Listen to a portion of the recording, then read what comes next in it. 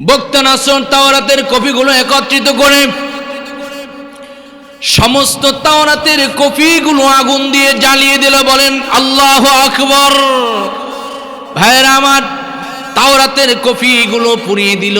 শুধু এইখানেই ক্ষান্ত রইল না, তৎকালীন সময়ে তাওরাতের জ্ঞানী যারা ছিল, বিচক্ষণ যারা ছিল, বুদ্ধিমান যারা ছিল, পণ্ডিত যারা ছিল, দক্ষ যারা ছিল, শিক্ষক যারা ছিল, এরকম তাওরাতের জ্ঞানী ব্যক্তিদেরকে পাকড়াও করা হলো। কিতাবের মধ্যে লেখা হয়, বক্তে নাসর তাওরাতের জ্ঞানী এমন শ্রেণীর বনি ইসরাইলের 70,000 বনি ইসরাইলকে গলা কেটে জবাই করে হত্যা করে দিলে। আল্লাহু আকবার। শুধু তাই নয়, 70,000কে হত্যা করে দিলেন, 70,000কে গ্রেপ্তার করে পাকড়াও করে সেই বাবেল শহরের আয়না ঘরের মধ্যে রেখেছিল। আমরা দেখেছি বিগত 16 বছর যারা কোরআনের কথা বলছে, এমন শ্রেণীর মানুষদেরকে সর্বপ্রথম স্টেজে বাধা প্রদান করা হয়েছে।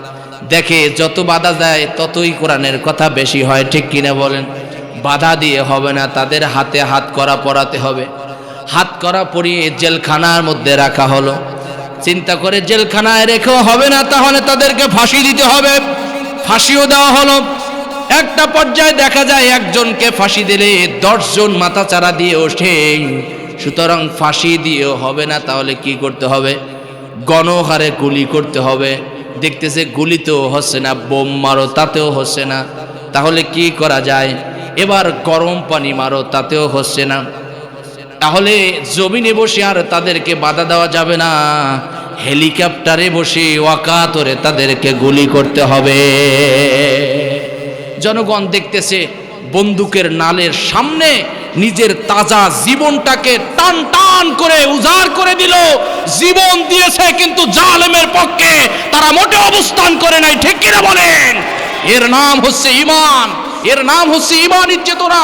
শহীদদের রক্তের উপরে ইসলামের পতাকা আল্লাহ তাআলা যুগে যুগে উত্তীর্ণ করেছেন।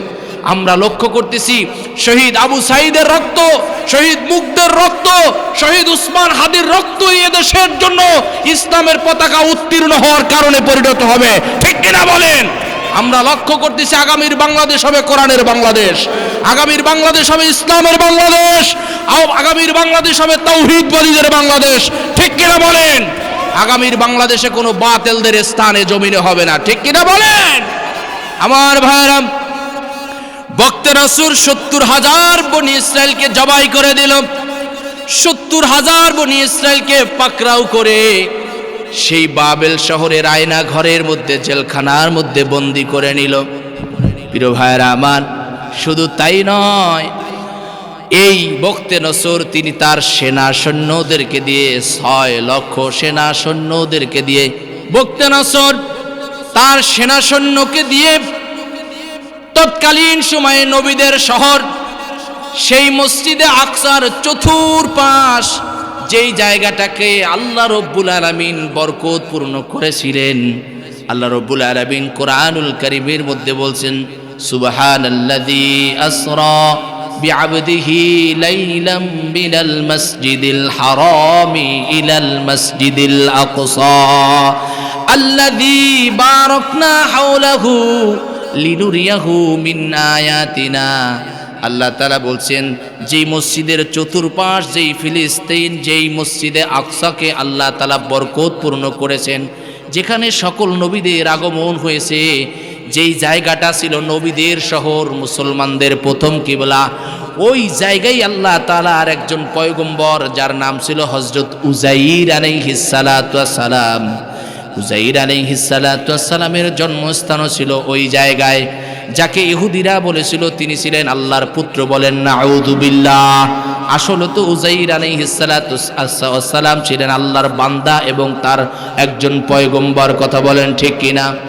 আমাদের পয়গম্বর জনাবে মুহাম্মদুর রাসূলুল্লাহ, তিনি সকল নবীদের নবী, তিনি ইমামুল মুরসালিন, খাতামুন নবিয়্যিন, সাইয়্যিদুল মুরসালিন। প্রিয় ভাইরা, তার হায়াতের জিন্দেগীর সময়সীমা ছিল এই পার্থিব জগতে 63 বছর, ঠিক কিনা বলেন?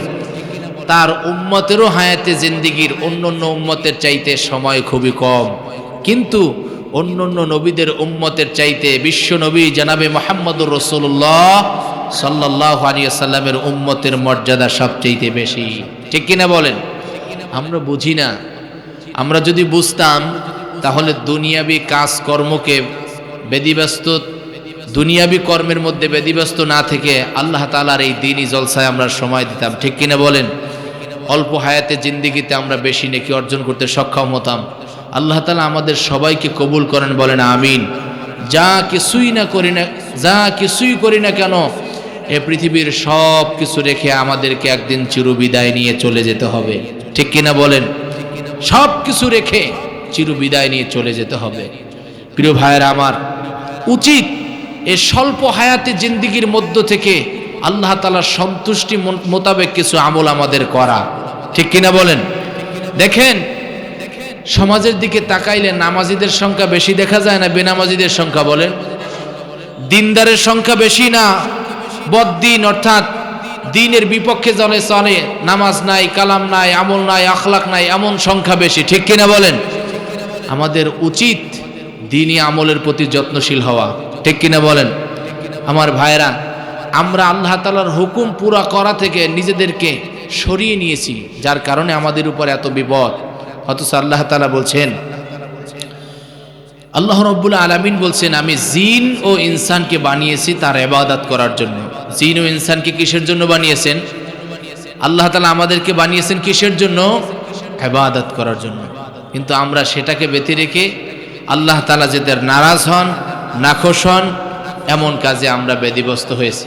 সমাজের মধ্যে মদ, জুয়া, লটারি, গাঁজা, হিরোইন, ফেন্সিডিল, চুরি, ডাকাতি, মানুষের সম্পদ আত্মসাৎ, মানুষের উপর জুলুম একের পর এক করেই যাচ্ছি। চিন্তা করতেছি না যে একদিন আমাদের মৃত্যু হবে, মৃত্যুর পরে আমাদের পুনর্জীবন দান করা হবে, আমাদের প্রত্যেকটা কর্মের হিসাব হবে। এটা মোটেও আমাদের মাথায় আসতেছে না, ঠিক কিনা বলেন? আল্লাহ আমাদের বোঝার তৌফিক দান করেন, বলেন আমিন। আমরা আমাদের উপরে যে গজব, যে বিপদ, যে মুসিবত, যে মুশকিলাত আমরা দেখতেছি, এগুলো সব আমাদের কর্মের ফল, ঠিক কিনা বলেন? আমার ভাইয়েরা, আল্লাহ রাব্বুল আলামিন বলছেন, যহরাল ফাসাদু ফিল বাররি ওয়াল বাহরি বিমা কাসাবাত আইদিন নাস।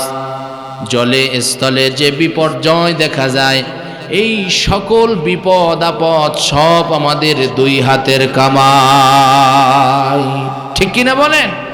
মানুষ যত পাপ কাজ করে, যত অশ্লীল অপকর্ম করে, ততই তাদের উপরে আল্লাহ তাআলা আসমানি বালা তাদের উপরে নাজিল করেন, ঠিক কিনা বলেন?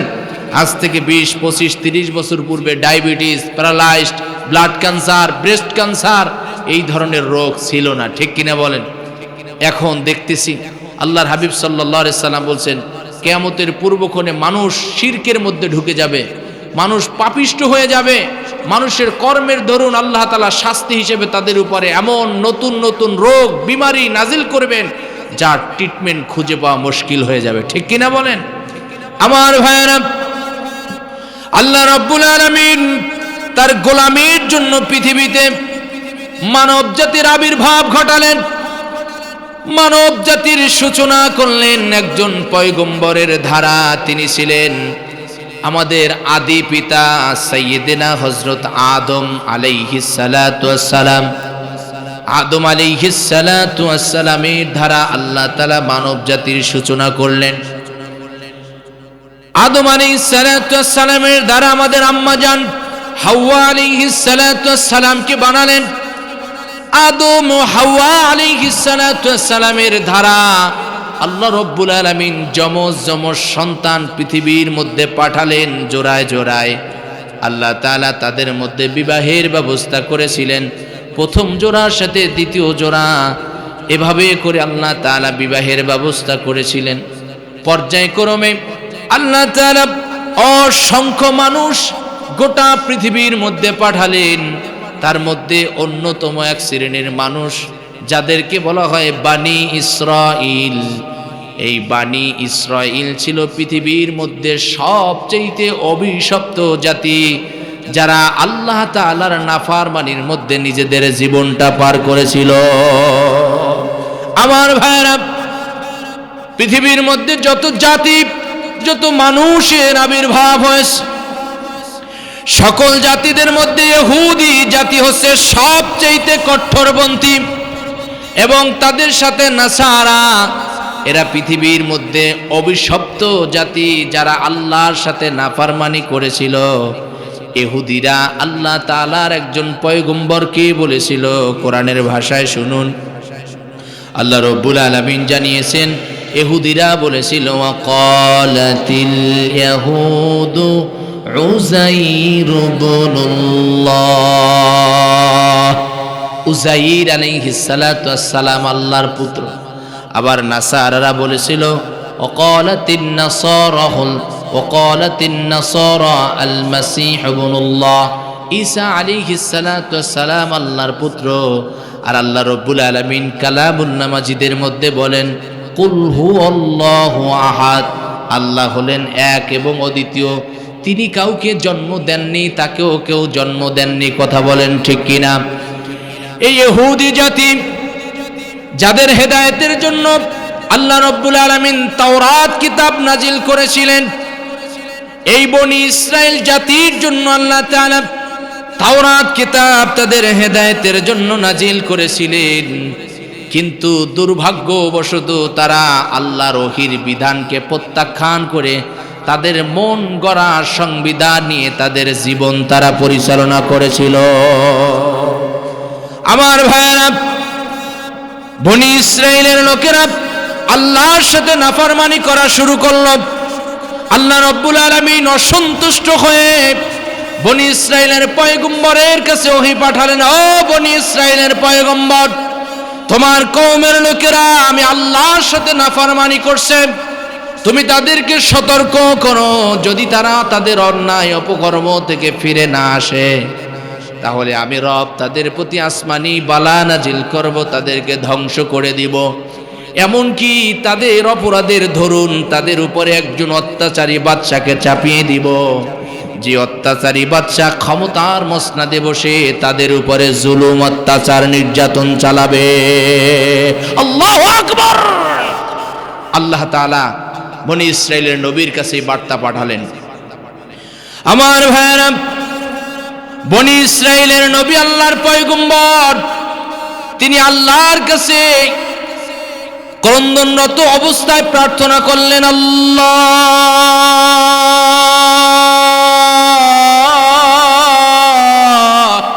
আমার কওমের লোকদেরকে তুমি ধ্বংস করে দিও না, আসমানি গজব নাজিল করে মেসমার করে দিও না। আল্লাহ রাব্বুল আলামিন বললেন, হে পয়গম্বর, যতক্ষণ না পর্যন্ত তোমার পক্ষ থেকে সহমত না আসবে ততক্ষণ পর্যন্ত আমি ধ্বংস করে দিব না। ভাইরা আমার, আল্লাহর পয়গম্বর বনি ইসরাইলকে দাওয়াত দিতে লাগলেন। প্রথম বছর দাওয়াত দিলেন, কোনো পরিবর্তন তাদের মধ্যে এলো না। মানুষের উপরে জুলুম, মানুষের সম্পদ আত্মসাৎ, মানুষের উপরে বিভিন্নভাবে নির্যাতন, অত্যাচার, বিভিন্নভাবে তাদের উপরে টর্চারিং করতে লাগলো।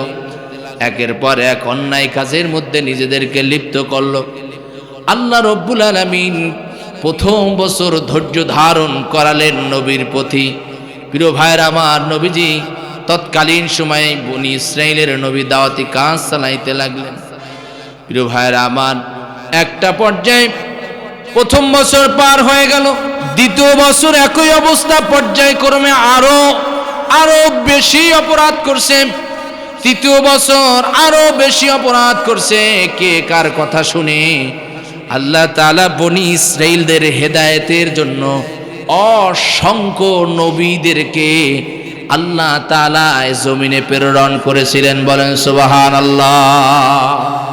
বনি ইসরাইল এত কট্টরপন্থী ছিল, তারা নবীর কথা মানা তো দূরের কথা, নবীর প্রতি তারা জুলুম চালাতো, নবীর অনুসারীদের প্রতি তারা জুলুম চালাতো। প্রিয় ভাইরা আমার, হযরত মূসা আলাইহিস সালাতু ওয়াস সালামকে ধাওয়া করে এই বনি ইসরাইলের লোকেরা নদীতে ফেলেছিল, ঠিক কিনা বলেন? শুধু তাই নয়, হযরত জাকারিয়া আলাইহিস সালাতু ওয়াস সালামকে করাত দিয়ে চিরে দ্বিখণ্ডিত করে ফেলেছিল। হযরত ইয়াহইয়া আলাইহিস সালাতু ওয়াস সালামকে এই বনি ইসরায়েলের কণ্ঠরপন্থীরা জবাই করে দিয়েছিল হযরত ঈসা আলাইহিস সালাতু ওয়াস সালামকে। এই বনি ইসরায়েলের লোকেরা হত্যা করার জন্য তাকে ঘরের মধ্যে বন্দী করেছিলেন। আল্লাহ রব্বুল আলামিন ঈসা আলাইহিস সালাতু ওয়াস সালামকে আসমানে উঠিয়ে নিয়ে সাহায্য করেছিলেন। প্রিয় ভাইরা আমার, শুধু তাই নয়, যুদ্ধের ময়দানে রাসূলুল্লাহ সাল্লাল্লাহু আলাইহি ওয়াসাল্লামকে ইহুদি এক নারী বিষ পান করিয়ে হত্যা করার সিদ্ধান্ত করেছিলেন। আল্লাহ রব্বুল আলামিন তার জানের হেফাজত করেছিলেন, বলেন সুবহানাল্লাহ। সুতরাং বনি ইসরায়েলের লোকেরা কঠোরপন্থী ছিল, অভিশপ্ত জাতি ছিল, যারা নবীর কথা তো মানেই নাই, বরঞ্চ তাদের উপরে জুলুম অত্যাচার চালাইতো। প্রিয় ভাইরা আমার, আল্লাহ তাআলা নারাজ হয়ে গেলেন। আল্লাহ রব্বুল আলামিন নারাজ হয়ে তাদের উপরে একজন অত্যাচারী শাসককে চাপিয়ে দিলেন, যেই শাসকের নাম ছিল বখতে নসর। বলেন তো, বনি ইসরাইলের প্রতি যে জালেম শাসককে চাপিয়ে দেওয়া হয়েছিল তার নাম কি? বখতে নসর। গোটা পৃথিবী জুড়ে চারজন ব্যক্তি গোটা পৃথিবী জুড়ে রাজনীতি করেছেন। শুধু একটা দেশ, শুধু একটা মহল্লা, শুধু কোনো এরিয়াকে জুড়ে নয়, গোটা পৃথিবী জুড়ে চারজন ব্যক্তি রাজনীতি করেছেন। তার মধ্যে দুইজন ছিল মুসলমান, দুইজন ছিল কাফের। মুসলমানদের দুইজনার মধ্যে একজনার নাম হচ্ছে হযরত সুলাইমান আলাইহিস সালাতু ওয়াস সালাম, যিনি মুসলমানদের প্রথম কিবলা বাইতুল মুকাদ্দাসকে নির্মাণ করেছিলেন। আর একজন ছিল যুলকারনাইন।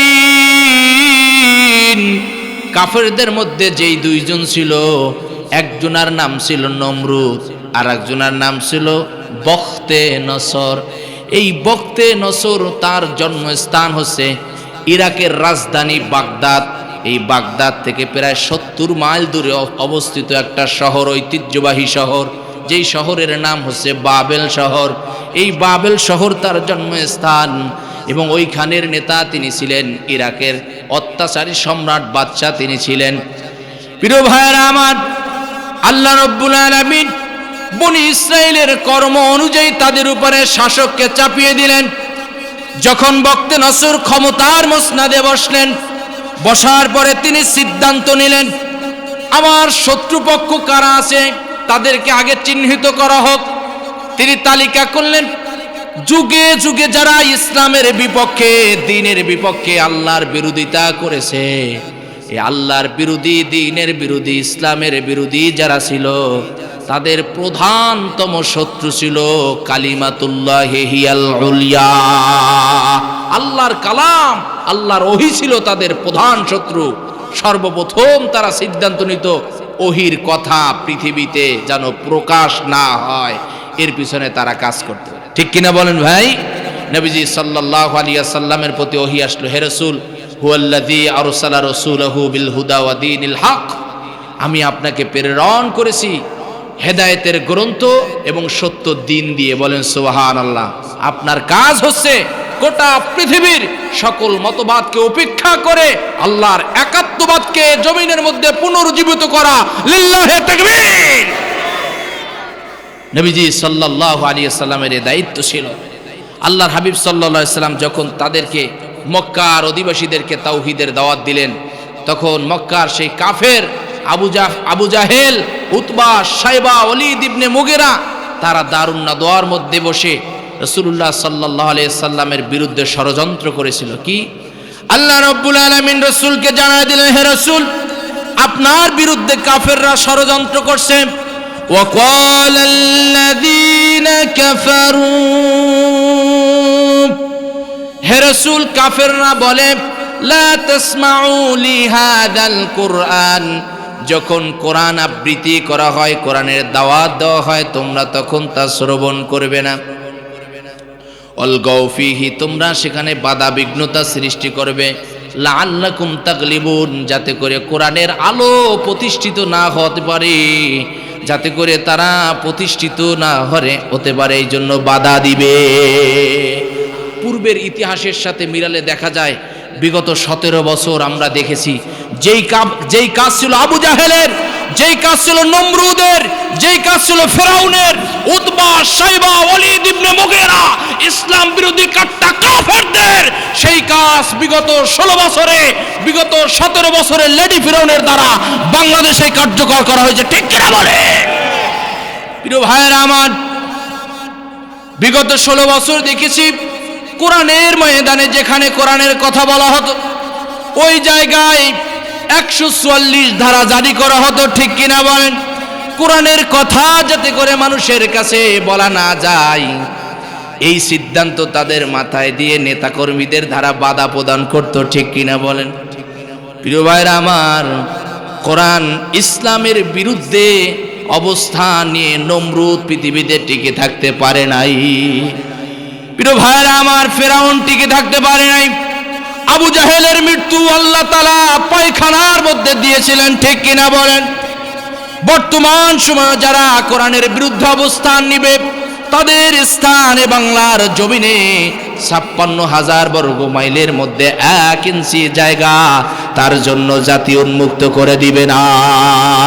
ঠিক কিনা বলেন?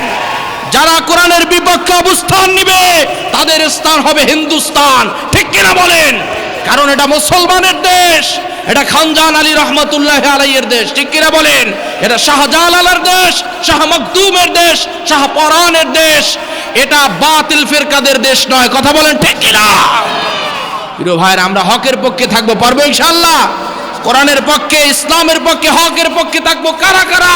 2 হাত আল্লাহরে দেখায় দেয়। লিল্লাহে তাকবীর, লিল্লাহে তাকবীর, লিল্লাহে তাকবীর। আল্লাহ কবুল করেন, বলেন আমিন।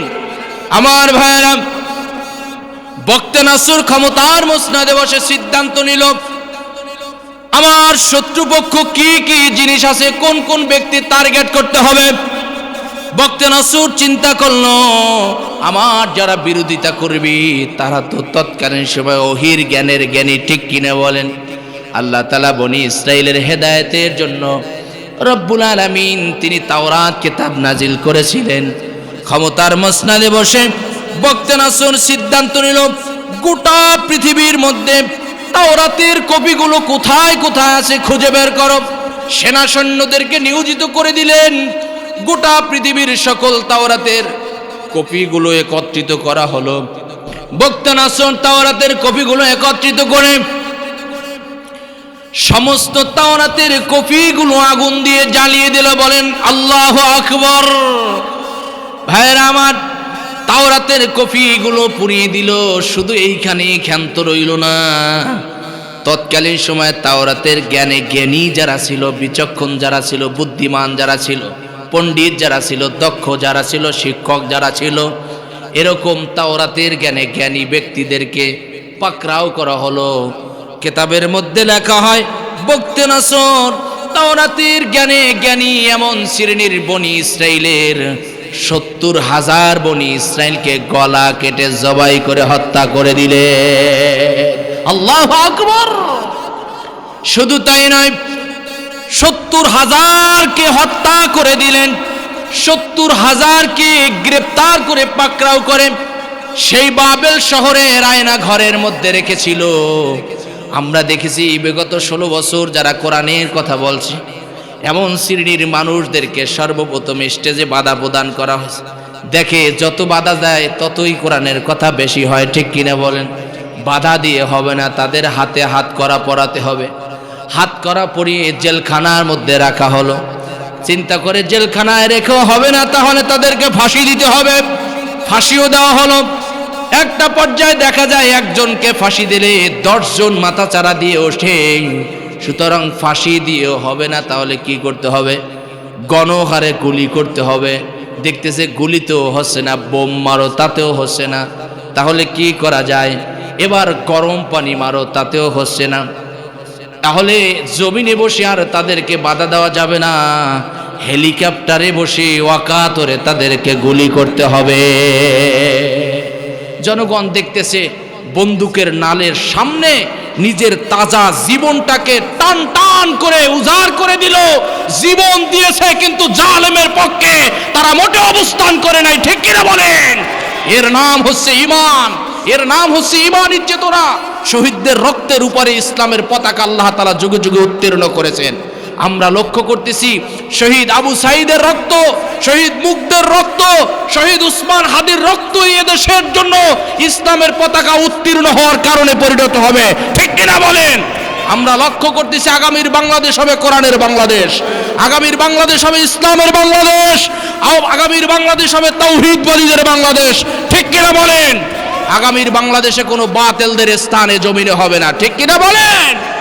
আমার ভাইরা, বক্তে রাসূল ৭০,০০০ বনি ইসরায়েলকে জবাই করে দিল, ৭০,০০০ বনি ইসরায়েলকে পাকড়াও করে সেই বাবেল শহরের আয়না ঘরের মধ্যে, জেলখানার মধ্যে বন্দী করে নিল। প্রিয় ভাইরা আমার, শুধু তাই নয়, এই বক্তে নসর তিনি তার সেনা সৈন্যদেরকে দিয়ে ৬ লক্ষ সেনা সৈন্যদেরকে দিয়ে, বক্তে নসর তার সেনা সৈন্যকে দিয়ে তৎকালীন সময়ে নবীদের শহর সেই মসজিদে আকসার চতুর্পাশ, যেই জায়গাটাকে আল্লাহ রব্বুল আলামিন বরকতপূর্ণ করেছিলেন, আল্লাহ রব্বুল আলামিন কোরআনুল কারীমের মধ্যে বলছেন, সুবহানাল্লাযী আসরা বিআবদিহি লাইলাম মিনাল মাসজিদিল হারামি ইলাল মাসজিদিল আকসা আল্লাযী বারাকনা হাওলাহু লিনুরিয়াহু মিন আয়াতিনা।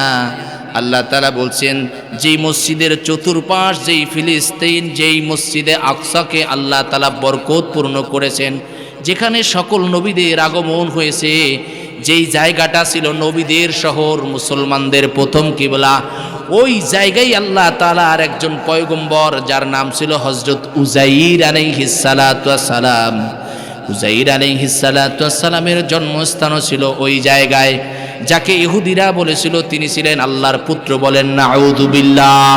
আসলে তো উযাইর আলাইহিস সালাতু ওয়াস সালাম ছিলেন আল্লাহর বান্দা এবং তার একজন পয়গম্বর। কথা বলেন ঠিক কিনা?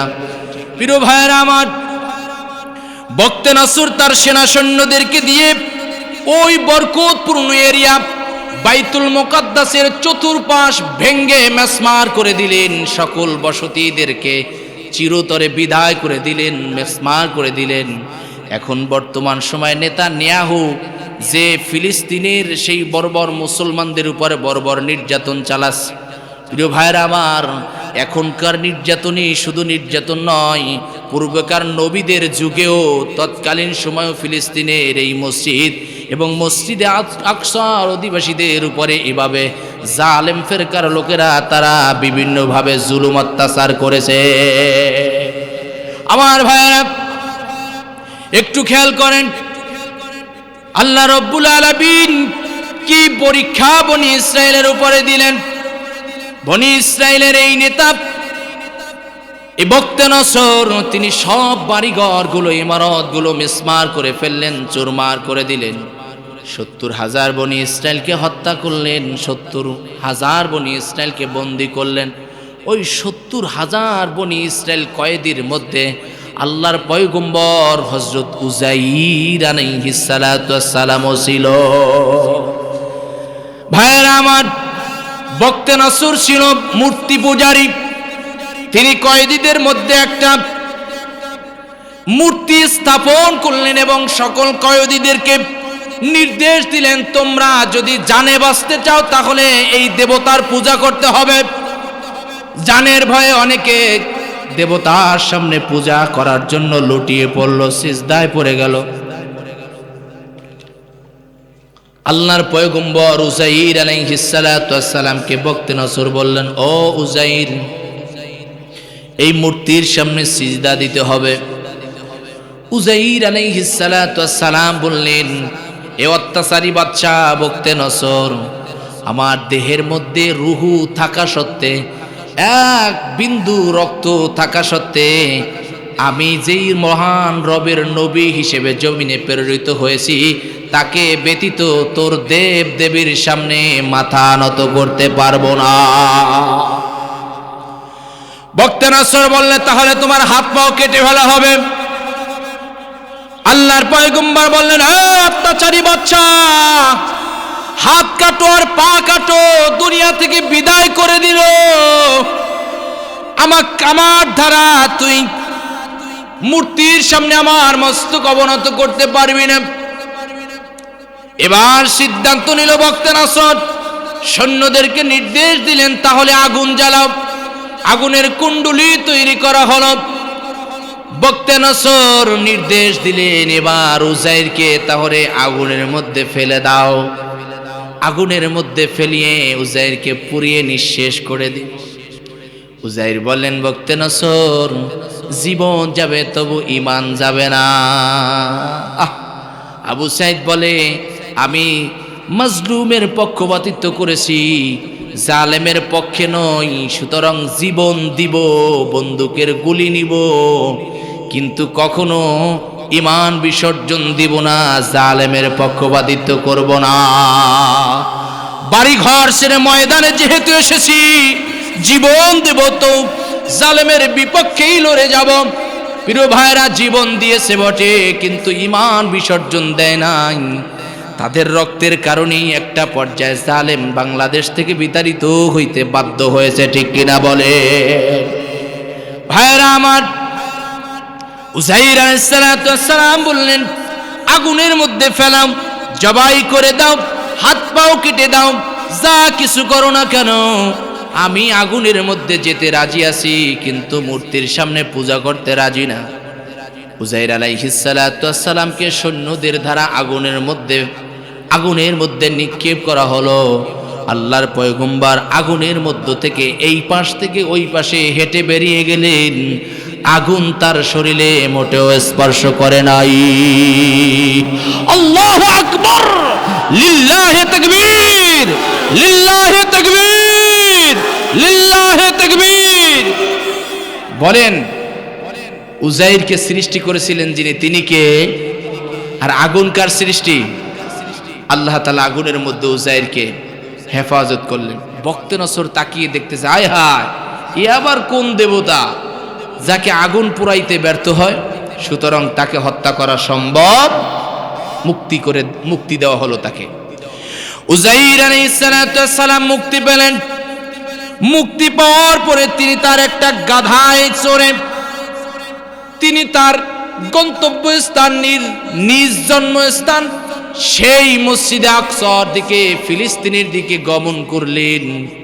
প্রিয় ভাইরা আমার, গাধার পিঠে চলতে চলতে তিনি যখন ফিলিস্তিনে মসজিদে আকসার নিকটে চলে গেলেন, ওই জায়গায় গিয়ে দেখতেছেন ওই জায়গায় যত বাড়ি ঘর ছিল সব কিছু ভেঙ্গে চুরমার করে দিয়েছে বক্তে নসর। শুধু তাই নয়, যত মানুষ বসবাস করত সকল মানুষকে মেরে লাশে পরিণত করছে।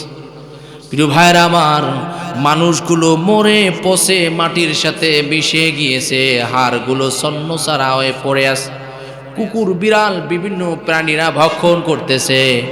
এখন আমরা যেটা মিডিয়ার কল্যাণে লক্ষ্য করতেছি, ফিলিস্তিনের মুসলমানরা ইহুদিদের নির্যাতনে জীবন দিয়ে তাদের লাশ কুকুরে টেনে টেনে খায়, ঠিক কিনা বলে? আল্লাহু আকবার। প্রিয় ভাইরা আমার, এমন করুণ পরিণতি দেখে উজাইর আলাইহিস সালাম গাধার পিঠ থেকে নামলেন, গাধাটাকে একটা গাছের সাথে বাঁধলেন। নিজের কাছে কিছু খাদ্য সরঞ্জাম ছিল, তাফসীরে কিতাবের মধ্যে আসে তার কাছে খাদ্য সরঞ্জাম ছিল রুটি, তার কাছে ছিল ডুমুর ফল, ওয়াত্তিনি ওয়াজ্জাইতুন, এই ডুমুর ফল ছিল, এবং তার কাছে ছিল আঙুরের রস। উজাইর আলাইহিস সালাম তিনি হেলান দিয়ে বসলেন। হেলান দিয়ে বসে রুটি ছিঁড়ে ছিঁড়ে আঙ্গুরের রসের মধ্যে ভিজাচ্ছেন আর মনে মনে ভাবতেছেন। তিনি লক্ষ্য করতেছেন সমস্ত হাড়গুলো পড়ে আছে, আর তিনি ভাবতেছেন আর মনে মনে বলতেছেন, ক্বালা আন্না ইউহয়ি হাযিহিল্লাহু বা'দা মাউতিহা।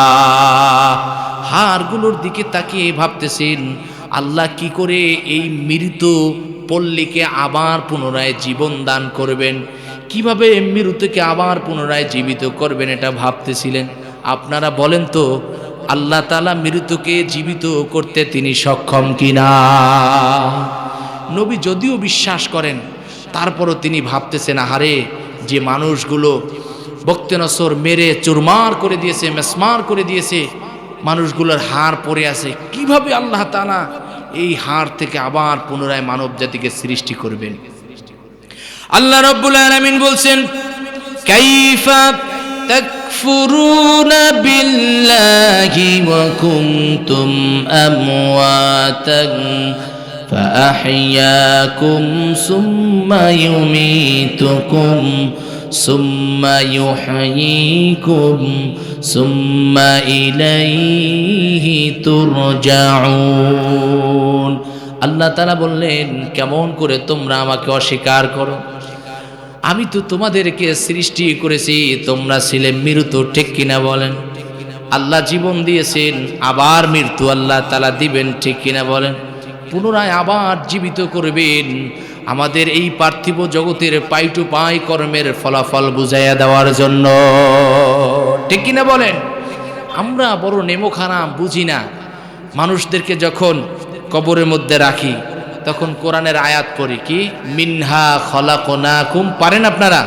পড়েন, মিনহা খলাকনাকুম ওয়া ফিহা নুঈদুকুম ওয়া মিনহা নুখরিজুকুম তারাতান নুখরা। আহারে, আমরা বলি কিন্তু এর মানে জানি না। আল্লাহ তাআলা বলছেন আয়াতে কারিমায়, এই মাটি দ্বারা তোমাকে সৃষ্টি করা হয়েছে, আবার এই মাটির মধ্যে রাখা হলো, পুনরায় এখান থেকে আল্লাহ আবার জীবিত করবেন। আপনারা বিশ্বাস করেন মৃত্যুর পরে তিনি আবার জীবিত করতে সক্ষম? আল্লাহর পয়গম্বর হযরত ইব্রাহিম আলাইহিস সালাতু ওয়াস সালাম, তিনি একবার আল্লাহ তাআলাকে বললেন, ওয়া ইয ক্বালা ইব্রাহিম রব্বি আরনি কাইফা তুহয়িল মাউতা। ইব্রাহিম আলাইহিস সালাতু ওয়াস সালাম বললেন, আল্লাহ কেমন করে তুমি মৃতকে জীবিত করো, একটু দেখতে মনে চায়। সুবহানাল্লাহ বলতে পারলেন না? কে এই প্রশ্ন করছেন আল্লাহর কাছে? মুসলিম জাহানের, মুসলিম মিল্লাতের পিতা, চিল্লায় বলেন তিনি কে? মুসলমানদের জাতির পিতা কে? জোরে বলেন, মুসলমানদের পুরুষোচিত কণ্ঠে বলেন, মুসলমানদের জাতির পিতা কে? মুসলমানদের জাতির পিতা কোন হাবিজাবি ব্যক্তি হতে পারে না, ঠিক কিনা বলেন? মুসলমানদের জাতির পিতা হচ্ছে মিল্লাত আবিকুম ইব্রাহিম, ইব্রাহিম আলাইহিস সালাতু ওয়াস সালাম, ঠিক কিনা বলেন? ইব্রাহিম আলাইহিস সালাতু ওয়াস সালামকে বলেন, আল্লাহ মৃতকে তুমি কেমন করে জীবিত করো, একটু দেখতে মনে চায়। আল্লাহ তাআলা বললেন, ক্বালা আওয়ালাম তুমিন, বিশ্বাস করো না? আল্লাহর পয়গম্বর ইব্রাহিম আলাইহিস সালাতু ওয়াস সালাম বললেন, ক্বালা বালা, অবশ্যই বিশ্বাস করি, ওয়ালাকিন লিয়াতমাইন্না কলবি, তবে যদি একটু দেখতে পারতাম তাহলে অন্তরে একটু শান্তি লাগতো, যদি দেখতে পারতাম। আল্লাহ তাআলা বলেন, পয়গম্বর চারটি পাখি শিকার করো, চারটি পাখি শিকার করার পরে চারটি পাখিকে পোষ মানাও, চারটি সুন্দর নাম রাখো, যখন তারা পোষ মেনে যাবে, নাম ধরে ডাক দিলে তোমার কাছে আসবে, কথা শুনবে, তখন চারোটা পাখিকে জবাই করো, গোশতগুলো একত্রিত করো, টুকরো টুকরো করে পাহাড়ের বিভিন্ন জায়গায় রেখে আসো, কেমন করে মৃতকে জীবিত করতে হয় আমি নিজে তোমাকে দেখিয়ে দিব। সুবহানাল্লাহ। ইব্রাহিম আলাইহিস সালাতু ওয়াস সালাম চারটি পাখি শিকার করলেন, চারটি পাখি পোষ মানালেন, চারটি নাম রাখলেন, জবাই করলেন, গোশতগুলো টুকরো টুকরো করে বিভিন্ন পাহাড়ের বিভিন্ন জায়গায় পুঁতে দিলেন, রাখলেন। এরপর দূরে বসে ডাক দিয়েছে এক একটা পাখির নাম ধরে।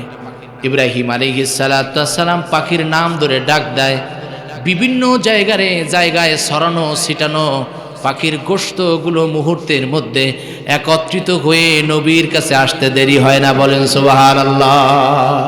ইব্রাহিম আলাইহিস সালাতু ওয়াস সালামকে আল্লাহ তাআলা দেখিয়ে দিলেন কেমন করে মৃতকে জীবিত করতে হয়। অনুরূপভাবে হযরত উযাইর আলাইহিস সালাতু ওয়াস সালাম তিনি চিন্তা করতেছেন, আল্লাহ কেমন করে তুমি আবার এই মৃত্যু পল্লীকে জীবিত করবে, এই হাড় ধারা পুনরায় আবার তুমি মানব সৃষ্টি করবে, একটু দেখতে মনে চায়। এটা ভাবতে ভাবতে হযরত উযাইর আলাইহিস সালাতু ওয়াস সালাম ঘুমায়ে গেলেন। সুবহানাল্লাহ পড়তে পারলেন না? উযাইর আলাইহিস সালাতু ওয়াস সালাম ঘুমায়ে গেলেন, আল্লাহ তাআলা মালাকুল মউতকে পাঠিয়ে দিলেন, হযরত আজরাইল আলাইহিস সালাতু ওয়াস সালাম। আপনাদের মনে হয় খালাতো ভাই হয় নাকি? হ্যাঁ, কি বলেন? আজরাইল আলাইহিস সালাতু ওয়াস সালাম তিনি আসলেন। আসার পরে আল্লাহ তাআলা বললেন, ফামাতাহুল্লাহ, তাকে মৃত্যু দিলেন, তার রূহটাকে নিয়ে গেল। মালাকুল মউত রূহ নিয়ে গেলেন। আল্লাহ তাআলা বলেন, ও মালাকুল মউত, রূহ নিয়ে গেছো ভালো কথা, আমার পয়গম্বরের রূহ নিয়ে আবার ইল্লিনের মধ্যে ঢুকিয়ে দিও না, এটাকে সংরক্ষণ করে রেখো, আবার পুনরায় ফিরিয়ে দেওয়া লাগবে। উযাইর আলাইহিস সালাতু ওয়াস সালামের রূহ নিয়ে গেলেন। উযাইর আলাইহিস সালাতু ওয়াস সালাম ওই জায়গায় ঘুমিয়ে রইলেন। প্রিয় ভাইরা আমার, উযাইর আলাইহিস সালাতু ওয়াস সালামের ঘুমন্ত অবস্থায় 70 বছর পার হয়ে গেছে। কত বছর? 70 বছরের মাথায় বক্তে নসরের মৃত্যু হয়। বক্তে নসরের যখন মৃত্যু হলো, আল্লাহ রব্বুল আলামিন তৎকালীন সময়ে পারস্যের সম্রাট নওশরের নিকট আল্লাহ তাআলা একজন ফেরেশতা পাঠায় দিলেন, ও ফেরেশতা যাও পারস্য সম্রাটের কাছে, তাকে গিয়ে বলো সে যেন তার সেনা সৈন্য ও দলবলদেরকে নিয়ে এবং ওই কয়েদি যারা আছে, যারা জেলখানার মধ্যে বন্দী, তাদেরকে মুক্তি দিয়ে তাদেরকে নিয়ে যেন পুনরায় আবার মসজিদে আকসাকে আবাদ করে। ফেরেশতার নির্দেশ পেলেন। ফেরেশতার নির্দেশ পাওয়া মাত্র বাদশা নওশের তিনি সেই বেবিলনে যারা কয়েদি ছিল, আয়না ঘরের মধ্যে ছিল, তাদের জেলখানার দরজা খুলে দিয়ে মুক্ত করে দিলেন। বলেন সুবহানাল্লাহ। বেবিলনের জেলখানার মধ্য থেকে 70,000 বনি ইসরায়েল তারা মুক্তি পেল এবং পারস্যের সম্রাট নওশের মিলে তারা পুনরায় আবার সেই বাইতুল মুকাদ্দাস আবাদ করলেন 30 বছর। কত বছর বলেন? তাহলে 70 আর 30 কত বছর হয়? 100 বছর। 100 বছর পরে আল্লাহ রব্বুল আলামিন তার পয়গম্বর উযাইর আলাইহিস সালাতু ওয়াস সালামের কাছে আবার মালাকুল মউতকে পাঠায় দিলেন। আল্লাহ তাআলা বলছেন সুম্মা বাআসাহু, অতঃপর তার কাছে গেলেন, যাওয়ার পরে আল্লাহ তাআলা পুনরায় রূহ তাকে ফিরায় দিলেন। বলেন সুবহানাল্লাহ। উযাইর আলাইহিস সালাতু ওয়াস সালাম ঘুমালেন কোন নিয়াতে বলেন? কি বলেন, আপনাদের মনে আছে উযাইর আলাইহিস সালাম কোন নিয়াতে ঘুমাইছিলেন? কেমন করে মৃতকে জীবিত করা হয়? আল্লাহ তাআলা সর্বপ্রথম তার 2 চোখের মধ্যে রূহ দান করলেন। চোখ সচল হয়ে গেল। চোখ দিয়ে তাকিয়ে দেখতেছেন কিভাবে একটা মৃত মানুষ জীবিত হয়। স্মৃতিশক্তি সচল করে দিলেন। তিনি চোখ দিয়ে দেখতেছেন, স্মৃতিশক্তি সচল হলো, স্মৃতিশক্তি থেকে উপলব্ধি করতেছেন। আল্লাহ হাতকে সচল করে দিলেন। বলেন সুবহানাল্লাহ। পাকে সচল করে দিলেন, গোটা বটিকে সচল করে দিলেন। স্বচক্ষে উযাইর আলাইহিস সালাতু ওয়াস সালাম দেখলেন কেমন করে একটা মৃত প্রাণীকে, মৃত মানুষকে আল্লাহ পুনরায় জীবিত করতে পারে। যা বলেন সুবহানাল্লাহ। উযাইর আলাইহিস সালাতু ওয়াস সালাম জীবিত হয়ে গেলেন। তিনি তার জীবন ফিরে পেলেন। জীবন ফিরে পাওয়ার পরে আল্লাহ রব্বুল আলামিন উযাইর আলাইহিস সালাতু ওয়াস সালামকে জিজ্ঞাসা করলেন, উযাইর, মৃত অবস্থায় তুমি কতকাল ছিলেন? ক্বালা কাম লাবিস্তা, এরকম অবস্থায়, ঘুমন্ত অবস্থায় তুমি কতকাল ছিলেন? উযাইর আলাইহিস ক্বালা লাবিস্তু ইয়াওমান, একদিন, আও বা'দা ইয়াওমিন, অথবা একদিনের কিছু সময়। উযাইর আলাইহিস সালাম কি বললেন? একদিন অথবা একদিনের কিছু সময়। কারণ মুফাসসিরিন ইকরাম লিখেছেন উযাইর আলাইহিস সালামকে যখন আল্লাহ তাআলা ঘুম পাড়িয়ে রেখেছিলেন তখন ছিল সকাল, যখন তাকে জীবিত করা হয় সেই সময়টা ছিল বিকাল। এই জন্য সেই আন্দাজে তিনি বলছেন একদিন অথবা একদিনের কিছু সময়। আল্লাহ রব্বুল আলামিন বললেন, না ও পয়গম্বর, তোমাকে আমি একদিন অথবা একদিনের কিছু সময় ঘুম পাড়িয়ে রাখি নাই। আমি তোমাকে ঘুম পড়িয়ে রেখেছি এই জায়গায়। আল্লাহ তাআলা বললেন, ক্বালা বাল লাবিস্তা মিয়াতা আম, 100 বছর উযাইর আলাইহিস সালাতু ওয়াস সালাম তোমাকে এখানে ঘুম পড়িয়ে রেখেছিলাম। জোরে বলেন আল্লাহু আকবার। মৃত্যুকে জীবন দিতে আল্লাহ পারে না? বলেন পারে কিনা বলেন। উযাইর আলাইহিস সালাতু ওয়াস সালাম কতকাল ঘুমিয়েছিলেন? 100 বছর। 100 বছর তিনি ঘুমাই রইলেন। আশ্চর্য হয়ে গেলেন আল্লাহর পয়গম্বর। আল্লাহ রব্বুল আলামিন বললেন, ও পয়গম্বর, আশ্চর্য হওয়ার কোনো বিষয় নয়। তোমার কাছে যে সরঞ্জাম ছিল, ফাংজুর, তাকাও তোমার সেই সরঞ্জামের দিকে। ফাংজুর ইলা তুআমিকা ওয়া শারাবিকা লাম ইয়াতাসান্না, তাকাও তোমার যে খাদ্যদ্রব্য ছিল সেই খাদ্যদ্রব্যের দিকে। লাম ইয়াতাসান্না, তা পচেও নাই, গলেও নাই, নষ্ট হয় নাই, পোকামাকড়ও খায় নাই। আমি আল্লাহ রব্বুল আলামিন তোমার যেমন রুটি তুমি ভিজিয়ে রেখেছিলে আঙুরের রসের মধ্যে তেমনই আছে, যেমন ডুমুর ফল তাজা রেখেছিলে তেমনই আছে। ও উজাইর, লক্ষ্য করো তোমার কাছে যেই খাদ্য দ্রব্য ছিল আমি হুবহু তেমনই ভাবে আমি আল্লাহ তাআলা সংরক্ষণ করেছি। বলেন সুবহানাল্লাহ। আমরা সকালে রান্না করলে সন্ধ্যায় যায় নষ্ট হয়ে, ঠিক কিনা বলেন? বলেন তো, রিজিকের হেফাজতের মালিক কে? আমার আপনার রিজিকের মালিক কে? চিল্লায় বলেন, আমার আপনার রিজিকের মালিক যিনি, তিনি কে? প্রিয় ভাইরা আমার, আল্লাহ তাআলা উজাইর আলাইহিস সালামের রিজিক, তার খাদ্যের হেফাজত করলেন 100 বছর। পোকামাকড়ও খায় নাই, নষ্ট হয় নাই। আল্লাহ তাআলা যেমন গরম ছিল তেমনই রেখেছেন। বলেন সুবহানাল্লাহ। উজাইর আলাইহিস সালাম তাকিয়ে দেখলেন, হ্যাঁ বাস্তবে তো তাই। আশ্চর্য হয়ে গেলেন। আল্লাহ রব্বুল আলামিন বললেন, ও উজাইর, আশ্চর্য হওয়ার কোনো বিষয় নাই। তাকিয়ে দেখো, তুমি যেই গাধার পিঠে চড়ে এই জায়গায় এসেছিলে সেই গাধার দিকে আল্লাহ তাআলা বললেন, অনজুর ইলা হিমারিকা, তোমার সেই হেমার গাধার দিকে তাকাও।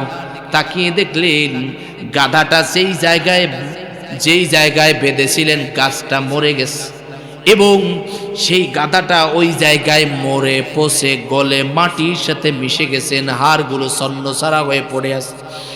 উজাইর আলাইহিস সালাম তাকিয়ে দেখলেন 100 বছরে একটা লাশ যেমনই হওয়া দরকার, যেমনই পচে গলে যাওয়া দরকার, তেমনই মরে পচে গলে গেছে। বলেন আল্লাহু আকবার। তিনি লক্ষ্য করলেন, আহারে আসলেই তো সত্য, 100 বছরে একটা লাশের যেমন অবস্থা তাই তো দেখতেছি। প্রিয় ভাইরা, এবার আল্লাহ তাআলা বললেন, উজাইর ওয়ালিনা জাআলাকা আয়াতাল লিন্নাস, আমি তোমাকে এই দৃশ্য দ্বারা মানুষের জন্য একটা দৃষ্টান্ত স্থাপন করতে চাই। কেমন করে আমি আল্লাহ তাআলা মৃতকে জীবিত করতে পারি, গোটা পৃথিবীর সকল মানুষের জন্য একটা শিক্ষায় পরিণত করতে চাই। বলেন সুবহানাল্লাহ।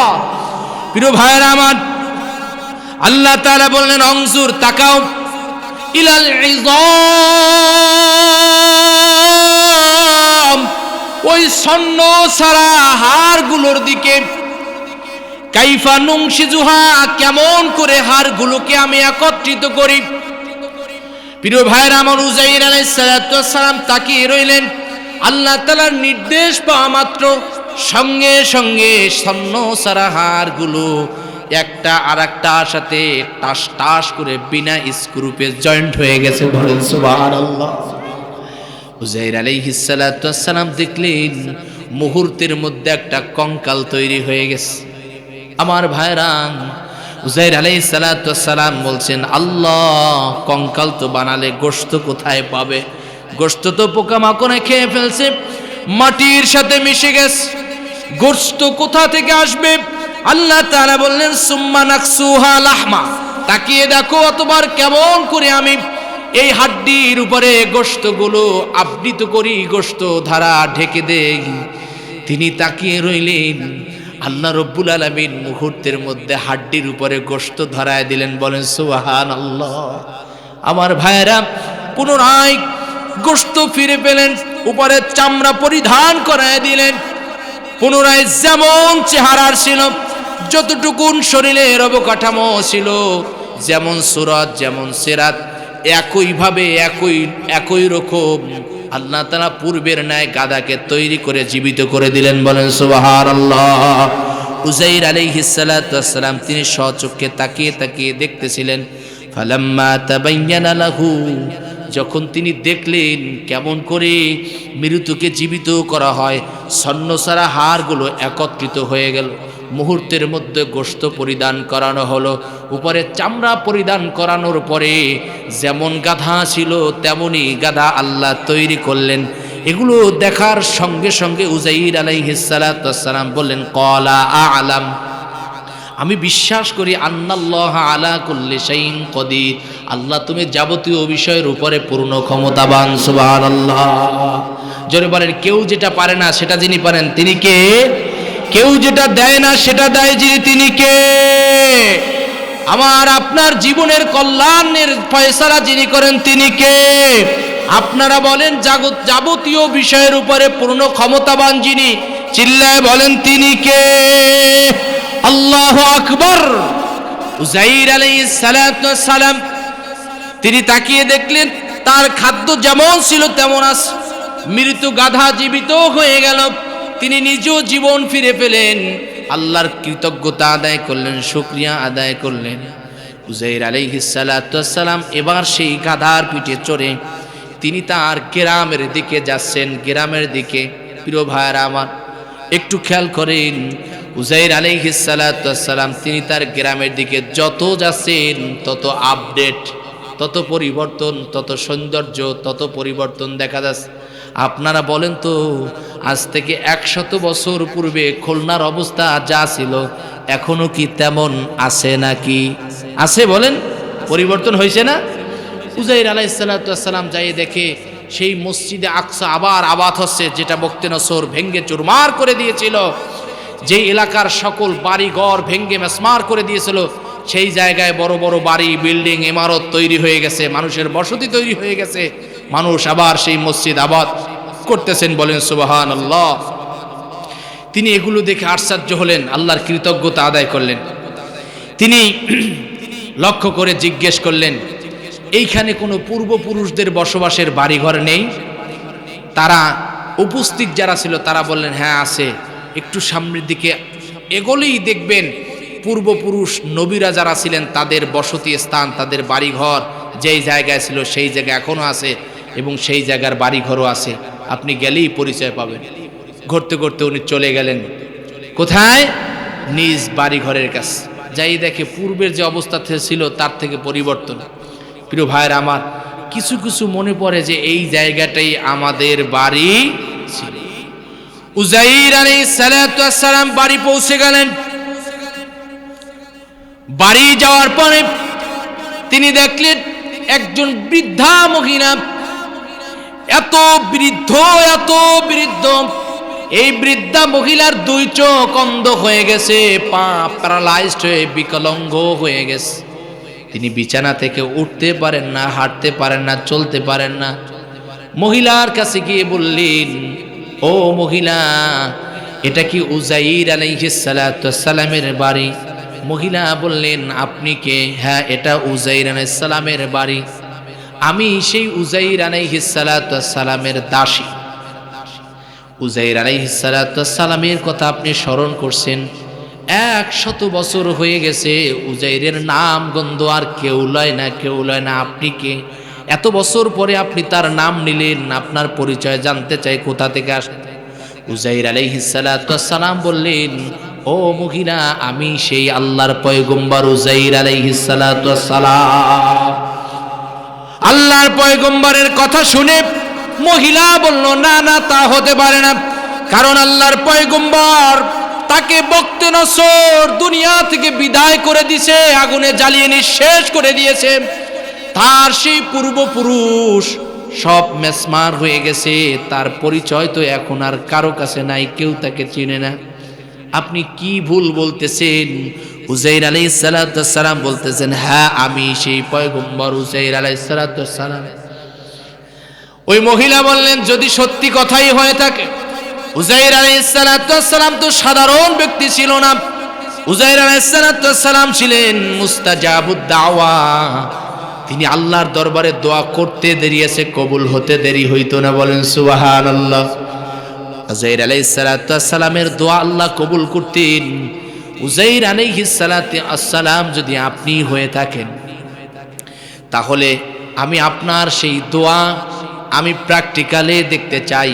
উযাইর আলাইহিস সালাতু সালাম কোনো অন্ধ ব্যক্তির চোখে যদি হাত বুলিয়ে দিতেন, আল্লাহ তাআলা তার দৃষ্টিশক্তি ফিরিয়ে দিতেন। আপনি যদি সত্যি উযাইর হন, তাহলে আমার দৃষ্টিশক্তি যদি ফিরিয়ে দিতে পারেন, আমার এই বিকলাঙ্গ প্যারালাইজড এই রোগ থেকে যদি আমাকে মুক্তির পথ দেখাতে পারেন, আল্লাহর নামে সাক্ষী রেখে বলছি, এই জামানায় এই সময় সর্বপ্রথম আমি মহিলা আপনার প্রতি ঈমান আনব, বলেন আল্লাহু আকবার। উজাইর আলাইহিস সালাতু ওয়াস সালাম মহিলার চোখের উপরে হাত বুলিয়ে দিলেন, সঙ্গে সঙ্গে দৃষ্টি শক্তি ফিরে পেল। আল্লাহু আকবার। উজাইর আলাইহিস সালাতু ওয়াস সালাম মহিলার হাত ধরে উঁচু করলেন, সঙ্গে সঙ্গে তার পা সুস্থ হয়ে গেল। উজাইর আলাইহিস সালাতু ওয়াস সালামকে দুই চোখ দ্বারা তাকিয়ে দেখে যখন তিনি চিনতে পারলেন, সঙ্গে সঙ্গে তিনি ঘোষণা দিলেন, আমি উজাইর আলাইহিস সালাতু ওয়াস সালামের প্রতি ঈমান আনলাম, আপনি সত্যি আল্লাহর পয়গম্বর উজাইর আলাইহিস সালাতু ওয়াস সালাম। আল্লাহু আকবার। মহিলা বলতেছেন, আল্লাহর পয়গম্বর, আপনার বংশধররা এখনো বেঁচে আছে, চলেন তাদের কাছে যাই। উজাইর আলাইহিস সালাতু ওয়াস সালামকে নিয়ে চলে গেলেন তার সন্তানদের কাছে। তার সন্তানদের কাছে গিয়ে দেখে সন্তানেরা বুড়ো হয়ে গেছে। উজাইর আলাইহিস সালাতু ওয়াস সালাম যখন মৃত্যুবরণ করেছিলেন তখন তার বয়স ছিল 40 বছর। কত বছর বলেন? নবুয়ত প্রাপ্ত হয়েছিলেন 40 বছরে। আর যখন তার সন্তানের পরিচয় মিলে তখন তার সন্তানের বয়স ছিল 118 বছর। সন্তানের বয়স কত? 118 বছর। আর পয়গম্বরের বয়স কত বছর? 40 বছর। উজাইর আলাইহিস সালাতু ওয়াস সালাম গিয়ে বলতেছেন, হে আমার ছেলেরা, আমি তোমাদের পিতা উজাইর আলাইহিস সালাতু ওয়াস সালাম। ছেলেরা বলতেছে, না, তা হতে পারে না, কারণ আমরা বিরুদ্ধ হয়ে গেছি সেই কোন পূর্বের কথা যাকে বক্তে নসর মেসমার করে দিয়েছিল, তার কওমের লোকদের উপরে জুলুম অত্যাচার চালানো হয়েছিল, সুতরাং তিনি আর আমাদের মাঝে বেঁচে নাই। আপনি কি করে আপনি আমাদের পিতা হবেন? আমার পিতা তো ছিল একজন পয়গম্বর, আল্লাহর নবী। উজাইর আলাইহিস সালাতু ওয়াস সালাম বললেন, সন্তানেরা শোনো, আমি তোমার সেই পিতা, আমি আল্লাহর সেই পয়গম্বর। তার সন্তান বলল, আপনি যদি সত্যি আল্লাহর পয়গম্বর হয়ে থাকেন, আপনি যদি সত্যি আমার পিতা হয়ে থাকেন, তাহলে আমার পিতার একটা পরিচয় আছে, একটা চিহ্ন আছে। আমার পিতার ডান কাঁধ থেকে বাম কাঁধ, এই ডান কাঁধের দিকে মাঝখানে একটা মোহরে নবুয়ত ছিল। বলেন আল্লাহু আকবার। একটা মোহরায় নবুয়ত ছিল। আপনি আপনার পোশাক খুলেন, যদি মোহরে নবুয়ত আমি দেখতে পাই তাহলে চিনতে পারবো আসলে আপনি সেই আল্লাহর পয়গম্বর উজাইর আলাইহিস সালাতু ওয়াস সালাম, আপনি আমাদের পিতা। আল্লাহু আকবার। পোশাক করা হলো। সন্তান তাকিয়ে দেখলেন তার পিঠের মধ্যে ডান কাঁধের উপরে মোহরে নবুয়ত, আকাশের চন্দ্রের মধ্যে জল জল জল জল করতেছেন। বলেন আল্লাহু আকবার। সঙ্গে সঙ্গে মুখ মিলিয়ে চুম্বন করলেন, জড়িয়ে ধরলেন। পরিচয় মিলে গেল বাবার। তিনি চলে গেলেন তার স্ত্রীর কাছে, তখনও বেঁচে আছে। স্ত্রীর কাছে গিয়ে দেখতেছে স্ত্রী বৃদ্ধা হয়ে গেছে। ও স্ত্রী গো, আমি তোমার স্বামী উজাইর, 100 বছর আল্লাহ আমাকে ঘুম পাড়িয়ে রেখেছিল, আল্লাহ আবার জীবন ফিরিয়ে দিয়েছে, তোমাদের কাছে এসেছে। স্ত্রী বলতেছে, না না না না, আপনি 40 বছরের যুবক আর আমি বৃদ্ধা একজন মহিলা, সুতরাং আপনি কি করে আমার স্বামী হবেন? এটা হতে পারে না। তিনি সব বৃত্তান্ত তার কাছে পেশ করলেন। অমুক জায়গায় তোমার আমার বিবাহ হয়েছিল, তোমার বাবার নাম এই, তোমার মায়ের নাম এই, তোমার আমার পরিচিতি এইভাবে হয়েছিল, তোমার আমার বাসর ঘর এইভাবে হয়েছিল। সব বৃত্তান্তগুলো খুলে বললেন। স্ত্রী চিনতে পারলেন, হ্যাঁ, তিনি আমার স্বামী। বলেন আল্লাহু আকবার। প্রিয় ভাইয়েরা আমার, উজাইর আলাইহিস সালাতু ওয়াস সালামের স্ত্রীর পরিচয় মিলল, সন্তানদের পরিচয় মিলল। আল্লাহ রব্বুল আলামিন তার পূর্বের সব কিছু পরিচয় মিলিয়ে দিলেন। আল্লাহ তাআলা বনি ইসরাইলের নেতৃত্ব, সেই নেতৃত্বের কোটায় আবার আল্লাহ তাআলা উজাইর আলাইহিস সালাতু ওয়াস সালামকে বসিয়ে দিলেন। বলেন সুবহানাল্লাহ। আমার ভাইয়েরা, আমরা লক্ষ্য করছি যারা জুলুম করছে, নমরুদ জুলুম করেছিল, পৃথিবীতে টিকে থাকতে পারে নাই, আল্লাহ তাআলা তৎকালীন সময়ের নবী ইব্রাহিম আলাইহিস সালাতু ওয়াস সালামকে ক্ষমতার মসনদ ফিরিয়ে দিয়েছিলেন। ঠিক কিনা বলেন? প্রিয় ভাইয়েরা আমার, ফেরাউন জুলুম করেছিল, জুলুম করে টিকে থাকতে পারে নাই, মুসার হাতে ইসলামের ঝান্ডা দিয়েছিলেন। ঠিক কিনা বলেন? আবু জাহেল জুলুম করেছিল, প্রিয় ভাইরা টিকে থাকতে পারে নাই, মুহাম্মদ সাল্লাল্লাহু আলাইহি ওয়াসাল্লামের হাতে ইসলামের পতাকা আল্লাহ উত্তীর্ণ করেছিল। বর্তমান সময় আমরা যারা লক্ষ্য করছি, লেডি ফিরাউন জুলুম করছে। লেডি ফিরাউনের জুলুম আল্লাহ তাআলা স্থায়ী করে নাই, এই বাংলার জমিন থেকে তারে বিতাড়িত করছে। আমরা এখন অপেক্ষা করছি আল্লাহ রব্বুল আলামিন একজন নেককার দিনদার অভিভাবকের হাতে ইসলামের পতাকা উঠিয়ে দিবে। ইতিহাস সাক্ষ্য দেয়, জালেমের পতন হলে মাজলুমের বিজয় হয়। ইতিহাস সাক্ষ্য দেয়, জালেমের পতন হলে মাজলুমের বিজয় হয়। সুতরাং বাংলার মানুষগুলো এখন অপেক্ষা করছে, আগামীর বাংলাদেশ হবে ইসলামের বাংলাদেশ, আগামীর বাংলাদেশ হবে কোরআনের বাংলাদেশ, আগামীর বাংলাদেশ হবে তাওহীদবাদীদের বাংলাদেশ, আগামীর বাংলাদেশ হবে মুসলমানদের বাংলাদেশ। ঠিক কিনা বলেন? বাংলার জমিনে কোনো হিন্দুস্তানের টাইয়ার হবে না। হিন্দুত্ববাদ, তাদের রাজনীতির, তাদের ক্ষমতা, তাদের প্রভাব প্রতিপত্তি বাংলার জমিনে আর হবে না। ঠিক কিনা বলেন? আমরা আমাদের এই দেশে ৫৬,০০০ বর্গ মাইলের প্রতিটা ইঞ্চি ইঞ্চি মাটির মধ্যে কোরআনের পতাকা পথ পথ করে উড়বে, এমন চিন্তা চেতনা আমাদের আছে। কার কার? দুই হাত আল্লাহরে দেখাই দেয়। লিল্লাহে তাকবীর, লিল্লাহে তাকবীর, লিল্লাহে তাকবীর। আল্লাহ আমাদের সবাইকে কবুল করেন, বলেন আমিন। এতক্ষণ ধরে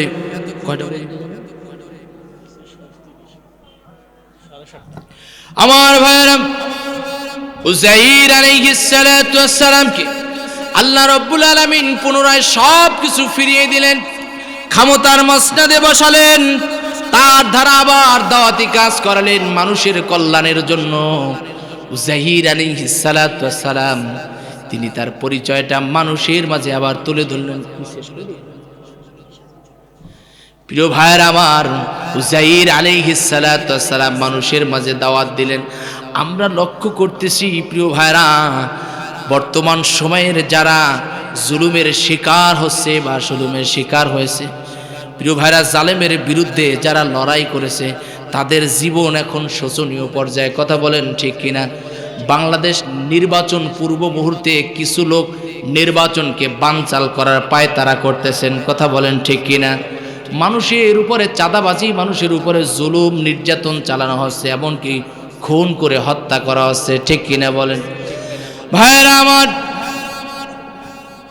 আমরা লক্ষ্য করতেছি উচিত ছিল বাংলাদেশের মধ্যে যত মানুষগুলো আছে তাদের জানের নিরাপত্তা দেওয়া, তাদের সম্পদের নিরাপত্তা দেওয়া, পরিবেশ শিথিল করা, প্রশাসনকে কাজে লাগিয়ে যারা ভারতের যারা হিন্দুস্তানের এর দায়িত্ব পালন করে, এমন শ্রেণীর মানুষদেরকে যারা ইসলাম বিরোধী স্বৈরাচারী অত্যাচারী, তাদেরকে পাকড়াও করে বন্দী করে এরপরে স্থিতিশীল পরিবেশ তৈরি করে নির্বাচন দেওয়া দরকার। কথা বলেন ঠিক কিনা? কারণ আমরা কিছুদিন আগে লক্ষ্য করছি সিলেটে প্রিয় ভাইয়ের আমার একজন নেতাকর্মীকে গুলি করা হয়েছে। ঠিক কিনা বলেন? ঢাকায় ৮ আসনের ওসমান হাদি ভাইকে গুলি করে হত্যা করা হয়েছে। আহারে, যেই ওসমান হাদি ভাইয়ের জন্য গোটা বাংলাদেশের সমস্ত মানুষগুলো হৃদয় থেকে ভালোবাসে, পাগল পারা হয়ে তাকে ভালোবাসেন। কথা বলেন ঠিক কিনা? তিনি ছিলেন এক ইসলামের প্রতীক, যুবকের আইডল। প্রিয় ভাইরা, ওসমান হাদি ভাই, তার মা তাকে বলছেন জীবন সম্পর্কে একটু সচেতন থেকো। প্রিয় ভাইরা আমার, তা মায়ের কথার জবাবে ওসমান হাদি ভাই বলেছিলেন কি, আম্মাজান, আমি যদি অসুস্থ হয়ে বিছানায় পড়ে জ্বরে আক্রান্ত হয়ে মারা যাই, তাহলেও তো আমার মৃত্যু হবে। ঠিক কিনা বলেন? যদি ইসলামের পক্ষে, মাজলুমের পক্ষে মাঠে লড়াই করতে গিয়ে যদি জীবনকে বিলিয়ে দেই, তাহলেও তো মৃত্যু হবে। ঠিক কিনা বলেন? তো জ্বরে মারা যাওয়ার চাইতে তো আল্লাহর পথে, আল্লাহর জমিনে আল্লাহর দিনকে জিন্দা করার পিছনে মেহনত করে, লড়াই করে, সংগ্রাম করে জীবন বিলিয়ে দিয়ে শহীদি মরণ, এটা তো সর্বোচ্চ মৃত্যু। কথা বলেন ঠিক কিনা ভাই? প্রিয় ভাইয়ের আমার, তার এই চিন্তা চেতনা, এই ইচ্ছা আকাঙ্ক্ষাকে আল্লাহ তাআলা কবুল করে নিলেন। বলেন সুবহানাল্লাহ। প্রিয় ভাইয়ের আমার, একটা পর্যায়ে তিনি জীবন বিসর্জন দিয়ে সকল মানুষকে কাঁদিয়ে আল্লাহর ডাকে সাড়া দিয়ে দুনিয়া থেকে বিদায় নিয়ে চলে গেলেন। আমরা মহান রবের কাছে এই দোয়া করছি, আয় আল্লাহ, এ তামাম বিশ্ব জগতের মহান প্রতিপালক রব্বে কারিম আল্লাহ শহীদ আবু সাঈদের রক্ত, শহীদ মুগ্ধর রক্ত, শহীদ উসমান হাদি ভাইয়ের রক্তের উপরে আল্লাহ তুমি ইসলামের ইমারতকে প্রতিষ্ঠিত করো, বলেন লিল্লাহে তাকবীর। আল্লাহ কবুল করেন, বলেন আমিন। সম্মানিত ভাইরা, আর কত লাশ নিবে? আমার কাছে মনে হয় 1450 বছর পূর্বে আল্লাহ তাআলা যেই কথা বলেছিলেন, কি আল্লাহ তাআলা বলেছিলেন, তোমাদের কি হলো, ওয়ামা লাকুম লা তুকাতিলুনা ফি সাবিলিল্লাহি ওয়াল মুস্তাদআফিনা মিনার রিজালি ওয়ান নিসাই ওয়াল উলদান। আল্লাহ তাআলা বলছেন, তোমাদের কি হলো?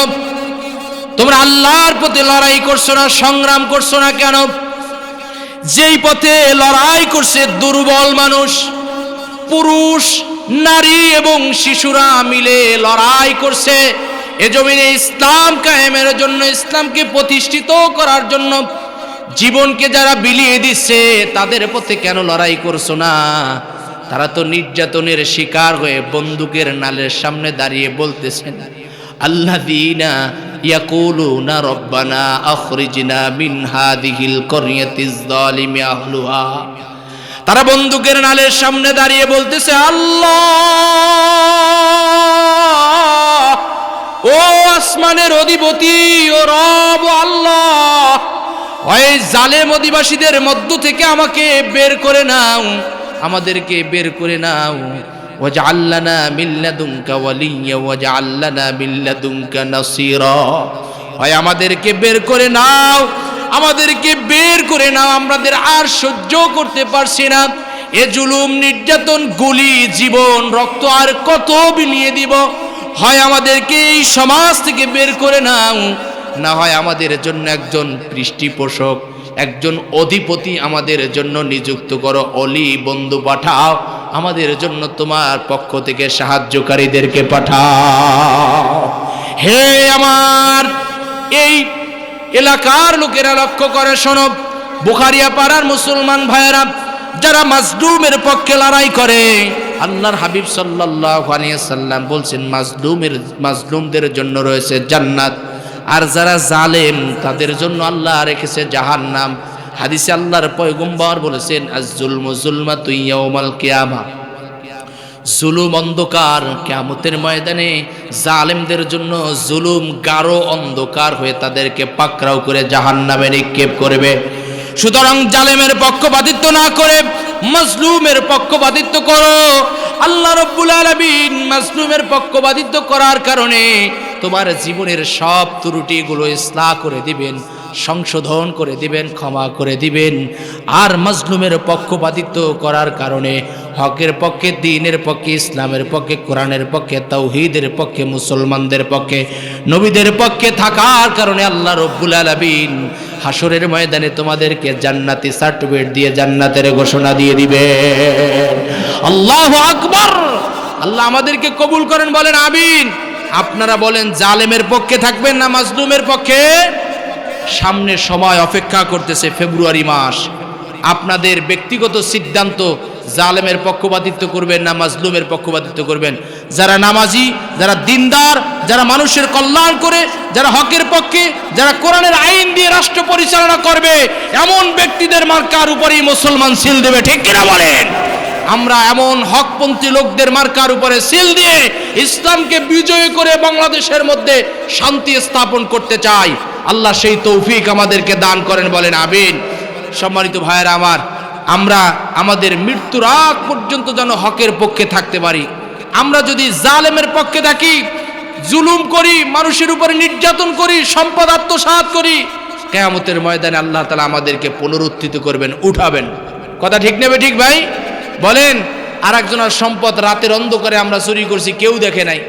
মানুষের অগোচরে বন্দুকের নাল ঠেকিয়ে দিয়ে তার কাছ থেকে চাঁদাবাজি করেছি, সমাজের কেউ দেখে নাই। বলেন তো, ইন্নাল্লাহা কানা সামিআম বাসীরা, সবকিছু দেখেন, সবকিছু শোনেন যিনি, চিল্লায় বলেন তিনি কে?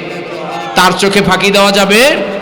লোকমান হাকিম তিনি তার সন্তানকে বলেছিল, ইয়া বুনাইয়া ইন্নাহা ইন তাকু মিসকালা হাববাতিন মিন খারদাল, নিশ্চয় পাপপূর্ণ যদি সরিষার দানা পরিমাণ হয়, আর তা যদি লুকায়িত থাকে পাথরের মধ্যে, সাত আসমানের মধ্যে, জমিনের কোনো গর্তের ভিতরে, ইয়াতি বিহাল্লাহ, আল্লাহ তাআলা তা কিয়ামতের ময়দানে প্রকাশ করে দিবেন। সুতরাং আপনি যদি জালেমের পক্ষে থাকেন তাও আল্লাহ প্রকাশ করবেন, মাজলুমের পক্ষপাতিত্ব করলে তাও আল্লাহ প্রকাশ করবেন। ঠিক কিনা বলেন? দুনিয়ায় আপনি মানুষের চোখ ফাঁকি দিতে পারেন, নেতার চোখ ফাঁকি দিতে পারেন, কর্মীর চোখ ফাঁকি দিতে পারেন, প্রিয় ভাইরা পুলিশ প্রশাসনকে ফাঁকি দিতে পারেন, আল্লাহর চোখে ফাঁকি দেওয়া কোনোদিনও সম্ভব নয়। ঠিক কিনা বলেন?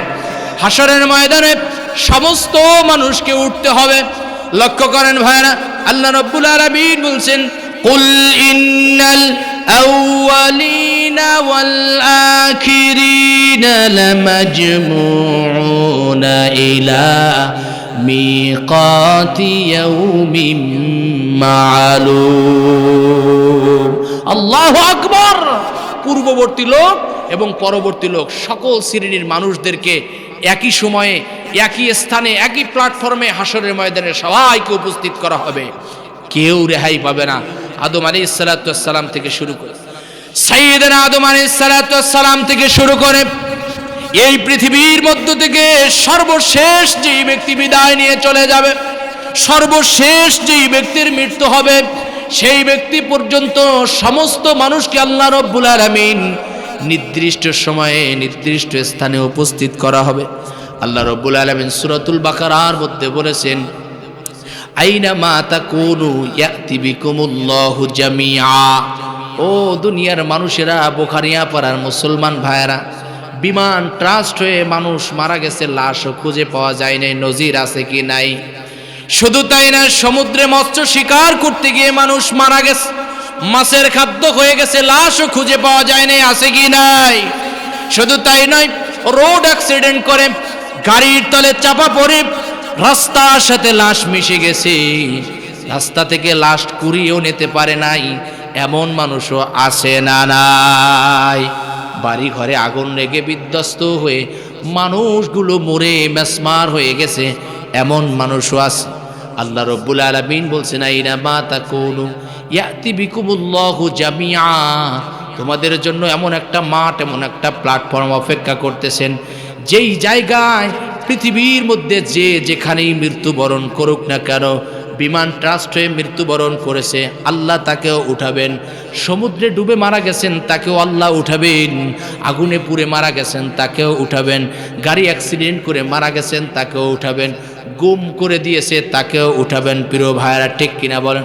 অত্যাচারী মানুষ, জালেম, মানুষের উপরে জুলুমকারী, ক্ষমতা আত্মসাৎ করি, মানুষের উপরে নির্যাতনকারী এমন ব্যক্তি উঠবে।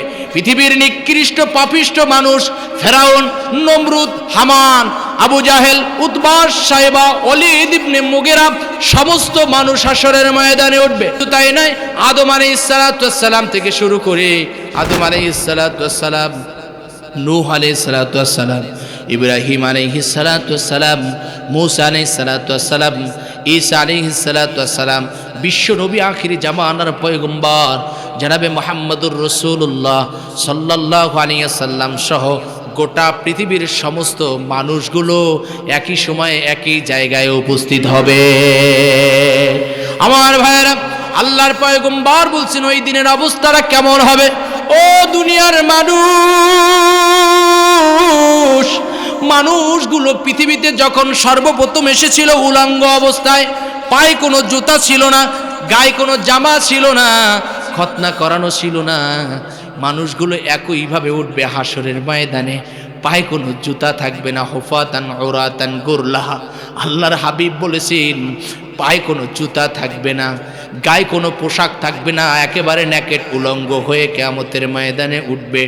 খতনাবিহীন অবস্থায় মানুষগুলো হাসরের ময়দানে উঠবে। মানুষগুলো ওই দিন নেকেট অবস্থায়, উলঙ্গ অবস্থায় হাসরের ময়দানে উপস্থিত হবে।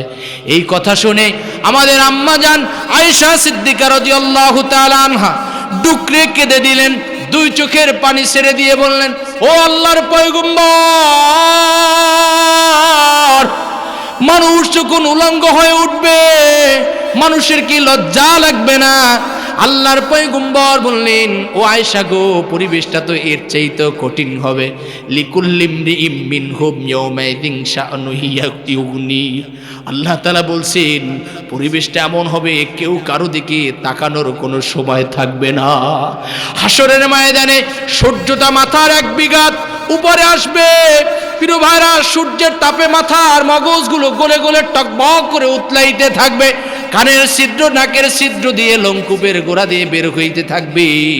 সূর্যের তাপে জিহ্বাটা কুকুরের মতো নাভি স্থল পর্যন্ত ঝরে যাবে। এমন করুণ পরিবেশ হবে আয়েশা রে।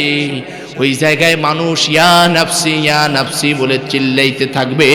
একজন আর একজনের কথা স্মরণ করার সময় তাদের আর থাকবে না। আয়েশা বললেন, আল্লাহর পয়গম্বর, উলঙ্গ অবস্থায় সমস্ত মানুষ উঠবে। এই জায়গায় নবীগণও কি উলঙ্গ হয়ে উঠবে? আপনিও কি উলঙ্গ অবস্থায় উঠবেন? আল্লাহর পয়গম্বর বললেন আয়েশা রে, এই সম্পর্কে 2টি রিওয়ায়াত পাওয়া যায়। একটা রিওয়ায়াত আসছে সমস্ত মানুষ উলঙ্গ অবস্থায় উঠবে, আর একটা রিওয়ায়াত পাওয়া যায় বিশ্ব নবী জনাবে মুহাম্মদুর রাসূলুল্লাহ সাল্লাল্লাহু আলাইহি ওয়াসাল্লামকে আল্লাহ তাআলা জান্নাতি পোশাক পরিধান করানোরত অবস্থায় উঠাবেন। বলেন সুবহানাল্লাহ।